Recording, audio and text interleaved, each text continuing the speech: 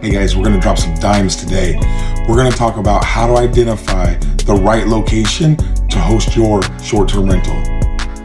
Now, first things first, it was the Chiefs championship game last night, so I do not have a voice. You're going to have to bear with me on this one. There's a lot to go over here, but we're going to do it as quickly as we can.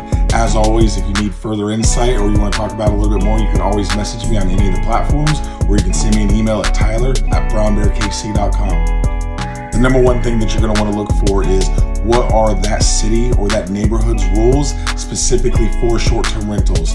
What is the permit process? What do you have to go through to get permitted? Is there an HOA? Do HOAs allow short-term rentals to even begin with? We have units in St. Petersburg, Florida. St. Petersburg, Florida is one of the best areas ever to have a short-term rental, but there's only certain little small portions of it where they're actually legal to have. So always, always, always check your city's regulations and your HOA first.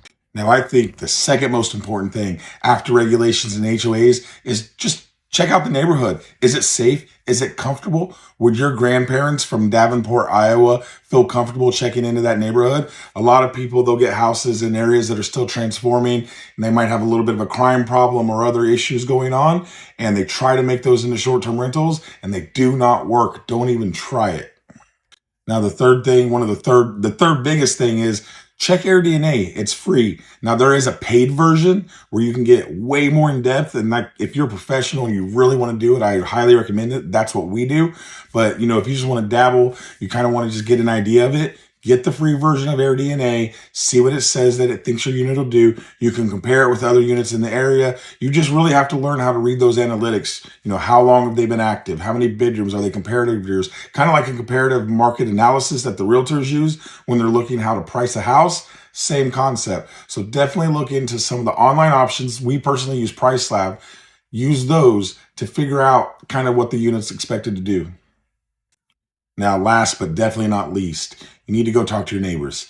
You need to see how your neighbors are going to react to it. You need to go talk to your neighbors and say, hey, this is what I'm going to do with this property, and here's some of the good things with it.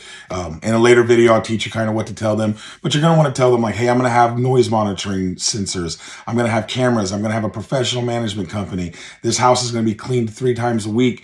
It's going to get the yard mowed on time. It's going to get snow removal. Does your kid want to make some extra cash pulling our trash bins to the curb? Does your kid want to come mow our yard? Develop that relationship with your neighbors. Let your neighbors know that you're a real person and not some faceless company just from California or whatever. But, go talk to them, build that relationship, and make sure that they're not going to make problems for you, because they can get you shut down as well. Hey, thanks for watching my video. That's about all I have on just a general overview of how to spot the right location for your STR. If you get value from this video, or you think you might be able to get value from other content that I'm going to publish, please like, follow, and share my pages. I'm going to put the links in the post that we do. So stay tuned. I'm planning on just giving you guys the whole keys to the kingdom, how to run a short-term rental, because I know it's tough and I know you're probably not going to want to do it. And then we'd be happy to manage for you. But even if we don't, it's good to have a bunch of people out there doing it the right way and not creating a bad name for short-term rentals. Take care. I'll talk to you soon.